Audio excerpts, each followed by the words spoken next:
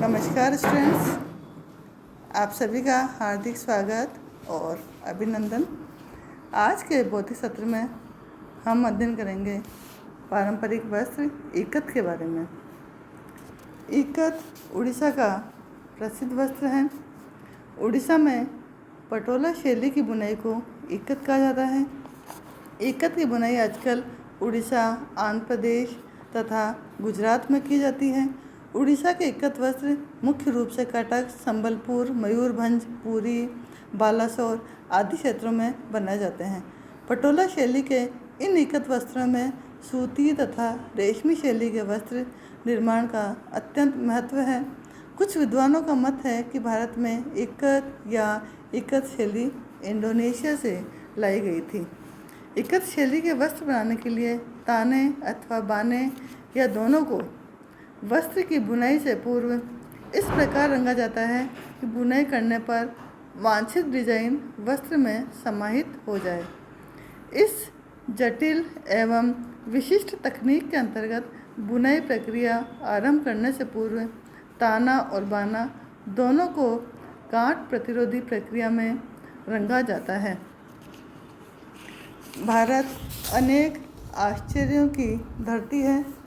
पुरावशेष तथा पुराणों से लेकर आधुनिक मशीनी युग तक 5000 वर्षों के दौरान फैली इसकी सभ्यता ने कला की सभी विधाओं में उत्कृष्ट रचनाओं की अनंत श्रृंखला का सृजन किया है। कला की इसी श्रृंखला में इकत वस्त्रों का एक विशिष्ट महत्व है। कहा जाता है राजा महाराजाओं, धनी नामी नागरिकों की अनेक पीढ़ियों के द्वारा सम्मानित तथा विश्व के बड़े बड़े संग्रहालयों में संग्रहित इन वस्त्रों का अनुपम सौंदर्य इनकी समृद्ध बनावट तथा बारीकी कारीगरी में छुपी हुई है। इकत शब्द की उत्पत्ति इंडोनेशियाई शब्द मंगेकत से हुई है, जिसका अर्थ है बांधना, गांठ लगाना या लपेटना। यह उन बहुमूल्य वस्त्रों का घोतक भी रहा है जो धार्मिक अनुष्ठानों तथा कर्म कांडों के लिए भारत से निर्यात किए जाते थे। यद्यपि इकत दस्तकारी का काम विश्व की अनेक प्राचीन संस्कृतियों से जुड़ा रहा है, किंतु उससे कहीं अधिक जटिल दोहरी इकत दस्तकारी केवल भारत में ही दिखाई देती है।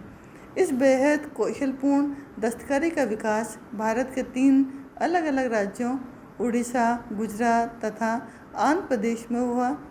भौगोलिक स्थिति तथा सांस्कृतिक परंपराओं की दृष्टि से बिल्कुल भिन्न इन तीनों प्रदेशों ने अपनी जागरूकता, अनुभव तथा संवेदनशीलता का उपयोग कर इसके रंग, रूप और बनावट का जो समन्वय किया, उसी के आधार पर आज भी उड़ीसा, गुजरात तथा आंध्र प्रदेश के कुछ कस्बों तथा गांवों के करघे परंपरा एवं आधुनिकता के इस संगम को प्रकट कर रहे हैं। इकत एक ऐसी प्रक्रिया है जिसमें ताना और बाना दोनों को इस प्रकार रंगा जाता है कि बुनाई करने पर निर्धारित पैटर्न तैयार वस्त्र पर उभर कर आ जाता है। इन जटिल तथा विशिष्ट तकनीक के अंतर्गत बुनाई से पूर्व धागा तैयार किया जाता है। धागे की बार बार बांधनी तथा रंगाई की जाती है। तत्पश्चात बुनाई, रंगों तथा पैटर्न के समन्वय से एक सुंदर वस्त्र तैयार किया जाता है। बुनाई के कार्य में बहुत ही सावधानी तथा कुशलता की आवश्यकता होती है। इकत बुनाई में सूत तथा रेशम दोनों का ही प्रयोग किया जाता है। इकत 2 प्रकार से की जाती है, एकल इकत या सिंगल इकत, दोहरी इकत या डबल इकत। सिंगल इकत से तात्पर्य है जब बुनाई के लिए ताने या बाने में से किसी एक धागे को रंगा जाता है। दोहरी इकत से तात्पर्य है जब बुनाई में ताने एवं बाने दोनों के ही धागों को रंगा जाता है। प्रारंभ में इकत की बुनाई के लिए प्राकृतिक रंगों का प्रयोग किया जाता था, जिन्हें हरड़ और फिटकरी के माध्यम से पक्का किया जाता था।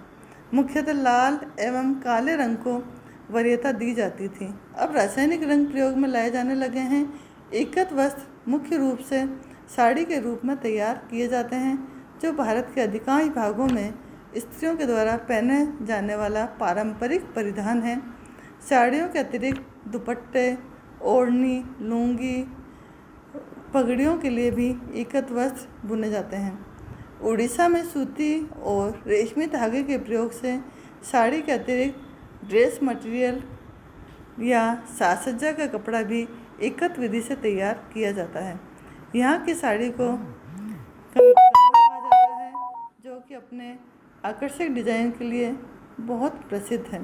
ज़्यादातर साड़ियों में टसर और खादी के धागों का प्रयोग किया जाता है। इसका ताना बाना इकहरी इकत का होता है, अर्थात ताने या बाने में से किसी एक धागे को बांधना और रंगना होता है। आमतौर पर साड़ी कपड़े का एक आयताकार टुकड़ा होता है, जो कि 5 मीटर लंबा और 120 सेंटीमीटर चौड़ा होता है। साड़ी का डिजाइन बीच का भाग, किनारा तथा पल्लू में बांटा जाता है। इन सभी में पशुओं, पक्षियों, वृक्षों तथा ज्यामितीय पैटर्न की अत्यंत सूक्ष्म बुनाई की जाती है। इसमें नमूने बनाने के लिए विभिन्न आकृतियों का प्रयोग किया जाता है, जैसे कमल, मछली, हाथी, ऊंट आदि के चित्र आकर्षक शैली में बनाए जाते हैं। धार्मिक संकेत, पक्षी, फूल, वृक्ष, मानवीय आकारों के अतिरिक्त इकत वस्त्रों में ज्यामितीय नमूने भी बनाए जाते हैं। बिंदु, गोला, चौकोर, रेखाएं आदि भी इसमें बनाई जाती हैं। डिजाइनों में प्रयुक्त किए जाने वाले रंगों में लाल, हरा, बैंगनी, काला, भूरा और नीला रंग प्रमुख हैं। इकत साड़ियों के अतिरिक्त इस शैली के अन्य वस्त्रों में ये सज्जा प्रयुक्त की जाती है, जैसे पर्दे, चादरें, मेज, स्टूल, सज्जा के लिए मेज पोश, स्टूल पोश आदि। उड़ीसा का बांधा उद्योग लगभग पूरी तरह से दो बुनकर समुदाय के हाथों में है, सोनपुर तथा बारागढ़ के मेहर एवं नुआपटना और कटक के पास है। दोनों ही समुदाय अपनी अलग अलग विशिष्ट शैलियाँ विकसित करने में पूर्णतः सिद्धहस्त हैं। यहाँ बने सिल्क के इकत वस्त्र जगन्नाथपुरी के प्रख्यात मंदिरों में धार्मिक कार्यों के लिए प्रयोग में लाए जाते हैं। सबसे पुराने इकत बुनाई केंद्रों में से केवल नुआपटना में फेटा नामक एक कपड़ा तैयार किया जाता है, जिस पर गीत गोविंद के श्लोक या पद बुनने की अनूठी परंपरा रही है।